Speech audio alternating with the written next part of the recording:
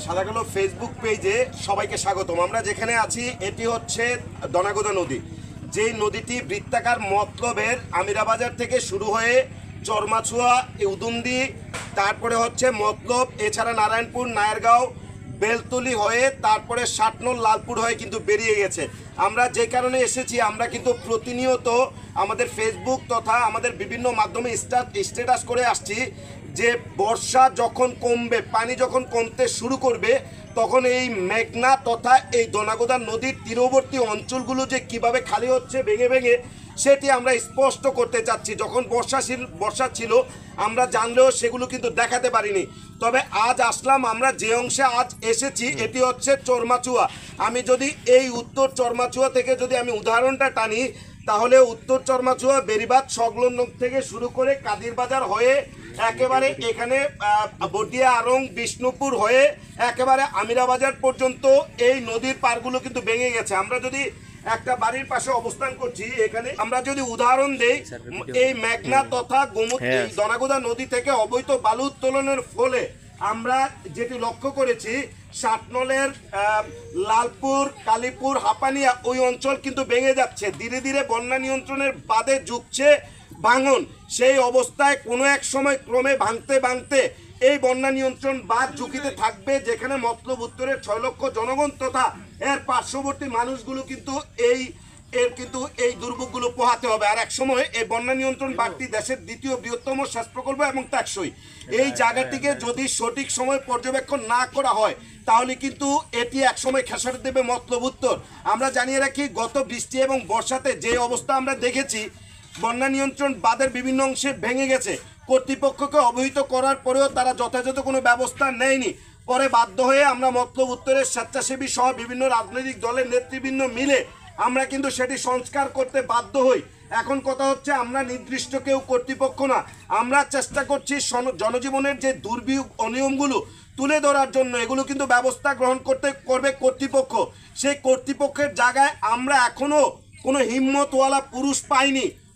আমি আপনার মাধ্যমে সংশ্লিষ্ট কর্তৃপক্ষের কাছে অনুরোধ করব, যাতে আমাদের এই উত্তর চরমাচুয়া থেকে এই দক্ষিণ চরমাচুয়া পর্যন্ত, এখানে আমরা দেখেছি এখানে অনেক ঘরবাড়ি ছিল। এটা একটা বিশাল বড় একটা গ্রাম ছিল। এই গ্রামটা অর্ধেকই নদীর ভাঙনে বিলীন হয়ে গিয়েছে।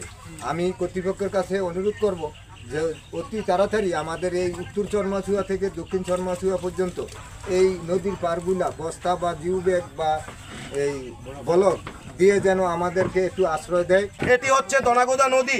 এই নদীর দুঃখের কোনো শেষ নেই।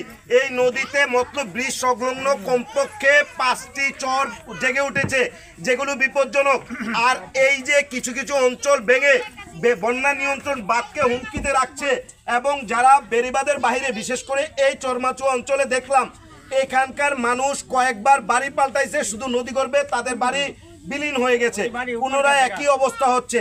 যারা পানি উন্নয়ন বোর্ড কর্তৃপক্ষ, আপনাদের অনুরোধ করছি, পানি সেচ প্রকল্প মতলব উত্তরে আপনাদের অফিস হচ্ছে ষোলগড়ে, চাঁদপুর ষোলগড়ে। একবার একটু আসুন, পানির অবস্থা দেখুন, নদীর পাড়ের যে ভাঙন সেগুলো দেখুন, এখানকার মানুষের যে আর্তনাদ সেগুলো শুনুন, মানুষ কি বলতে চায় দেখুন।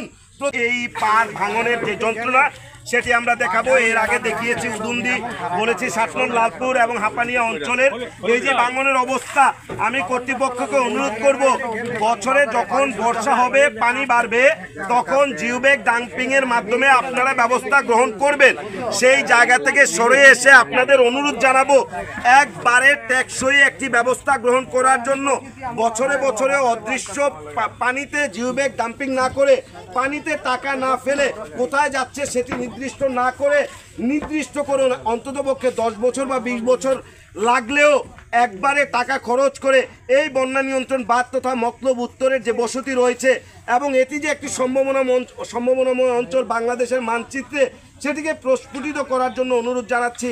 আপনারা শুনছেন, অর্থাৎ মতলব উত্তরটাকে যারা চিবিয়ে চিবিয়ে খেয়েছে, তারা রস খেয়েছে, মধু খেয়েছে, কিন্তু সাবাটা ফেলে রেখেছে। আর সাবার অংশটাই হচ্ছে মতলব, আর যার যেই দুর্বিষহ চিহ্ন সেটি দেখছি এই হচ্ছে ভাঙন।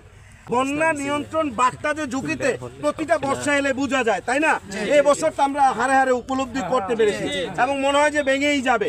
এই ব্যাপারে কিন্তু এখনো পর্যন্ত কর্তৃপক্ষ কোনো পদক্ষেপই নেয়নি। এরা কিন্তু আমাদের বেতনেই চলে, আবার বড় বড় কথা কয়, আবার এদের সাথে সুর মিলিয়ে অনেকে নাটকও করে। মতলব উত্তরের স্বাধীনতার পর থেকে যারা নেতৃত্ব দিয়েছে মতলব উত্তরে, এরা কি করছে? গ্যাসটা 100 মিটার দূরত্বে গ্যাসটা মতলব উত্তরে ঢুকাইতে পারে নাই। এরাই তো আমগো সোনার মানুষ নাকি? এরপরে এই যে বেরিবাদ হইলো, বেরিবাদ হওয়ার পরে মতলব উত্তরের দৃশ্যমান কোনো বড় উন্নয়ন আছে আমি দেখি না, এই বন্যা নিয়ন্ত্রণ বাদ ছাড়া। তাইলে যেই মতলব উত্তরের চারপাশে নদী বেষ্টিত দ্বীপাঞ্চল, এটা তো সোনায় মোড়ানো যাইতো। কে মোড়াইছে বলেন? একজন মানুষ। পুরুষ সবাই আছে, হিম্মতওয়ালা পুরুষ মতলবে এখনো জন্মায় নাই। আমরা প্রত্যাশা করি একজন হিম্মতওয়ালা পুরুষ, যে মতলব তথা মতলবের মাটি ও মানুষকে নিরাপদ রাখবে এবং এটি আধুনিক মতলব বা আধুনিক নগরী হিসেবে গড়ে উঠবে। চোর বাটপার হয়ে হাজার হাজার কোটি টাকা পকেটে ভরে নিজের আখের গুছাবে, এই ধরনের আমরা রাজনীতি চাই না, এই ধরনের নিয়ম চাই না, এই ধরনের জনসেবা আমরা চাই না। অবহেলিত সারাক্ষণ সর্বক্ষণই সাধারণ জনগণ।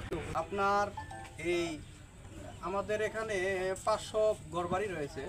500 ঘরবাড়ির ভিতরে আপনার এই যে প্রতিদিন ভাঙ্গন তৈরি হচ্ছে, মানুষের ভোগান্তি হচ্ছে, ওনারা আতঙ্কে রয়েছে সবাই যে কখন ভেঙে যায়, বাড়িঘর ভেঙে যায় কখন। অনেক ঘরবাড়ি ছিল এখানে, সব ভেঙে গেছে। 5-10টা বাড়ি আছে। এই বিগত দিনে আপনার কোনো কাজই হয় নাই। এখানে যদি আপনার যদি বস্তা বা ব্লকের ব্যবস্থা হতো তাহলে এই মানুষগুলো বাঁচতো, মানে মানুষগুলো একটু শান্তিমতো ঘুমাতে পারতো। এখন এরকম পরিস্থিতি, তারা কিন্তু শান্তিমতো ঘুমাতে পারছে না, তারা ভোগান্তিতে রয়েছে। তা আমরা চাই যে এই দ্রুত এই কাজটার দ্রুত ব্যবস্থা করা, আর নয়তো এই মানুষগুলোর পরিস্থিতি তো অনেক খারাপের দিকে যাচ্ছে। এই যে নদী ভাঙ্গা আমাকে ব্যাগ বাইন্ডা ছিঁড়া যাইতে আছে, আমরা থাকতে পারতে আসি না, আমরা আর দীর্ঘদিন থাকতে পারবো না। এই অনেক আমরা বসবাস কেমনে করবো?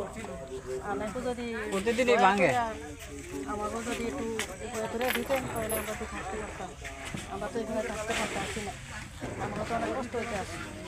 কর্তৃপক্ষ যারা রয়েছেন আপনাদের প্রতি আমরা অনুরোধ, আপনারা এই দনাগোদা নদীটা জুড়ে সর্বমোট প্রায় 20 কিলোমিটার হবে। যদি আপনি ষাটনল থেকে শুরু করেন, লালপুর হাপানিয়া হয়ে নারায়ণপুর মাছাকাল হয়ে যদি মতলব হয়ে ঠিক এই চরমাচুয়া উদুমদি হয়ে ঠিক আপনি যদি আমিরাবাদ পর্যন্ত এই দনাগোদা নদীটি একটু পর্যবেক্ষণ করেন, তাহলে বাস্তবেই বুঝতে পারবেন কোন জায়গায় ব্যবস্থা গ্রহণ করা দরকার। পানি উন্নয়ন বোর্ড কর্তৃপক্ষ, এর সাথে সংশ্লিষ্ট যারা রয়েছেন, আপনাদের কাছে অনুরোধ, এই বর্ষা মৌসুম না এতে এখন যেহেতু শুষ্ক মৌসুম, এখনই কাজ করার মুখ্য সময়। ধীরেই ভেঙে ক্রমেই বিপজ্জনক হয়ে উঠছে বন্যা নিয়ন্ত্রণ বাঁধ ও এই বন্যা নিয়ন্ত্রণ বাঁধের ভেতরের বসতি জনজীবন। তাছাড়া এই বৃত্তাকার বেড়িবাঁধের বাইরের এই বসতি ও জনজীবন চরম আতঙ্কে বিপর্যয়ে আছে, যেটি ক্রমেই মৃত্যুর মুখে বা হুমকিতে ঠেলে দিচ্ছে মতলব উত্তরকে। আমরা প্রত্যাশা করব মতলব উত্তরের জনগণের স্বার্থে, মতলব উত্তরের স্বার্থে আপনারা দ্রুত একটি কার্যকর পদক্ষেপ নেবেন।